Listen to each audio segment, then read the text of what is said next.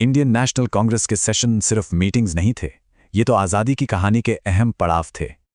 तो सवाल यह है कि कैसे इन बैठकों ने भारत की आज़ादी की कहानी को शक्ल दी।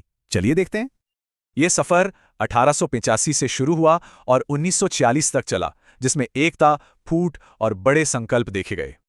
तो कहानी शुरू होती है 1885 में बॉम्बे से, जहां व्योमेश चंद्र बनर्जी पहले अध्यक्ष बने। देखिए, पहले 4 सेशन देश के 4 कोनों में हुए: बॉम्बे, कलकत्ता, मद्रास और इलाहाबाद। कांग्रेस शुरू से ही सबको साथ लेकर चली, जिससे एक राष्ट्रीय पहचान बनी। और 1896 के कलकत्ता सेशन में पहली बार वंदे मातरम गाया गया। सोचिए क्या पल रहा होगा। सूरत में 1907 में कांग्रेस में फूट पड़ गई, लेकिन 1916 में लखनऊ में फिर से एक हो गए।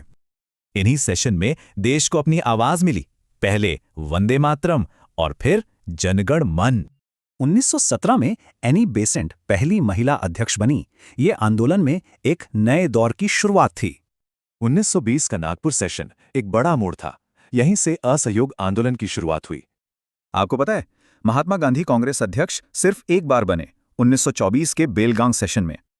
और फिर 1925 में सरोजिनी नायडू पहली भारतीय महिला अध्यक्ष बनी। वाकई एक ऐतिहासिक पल।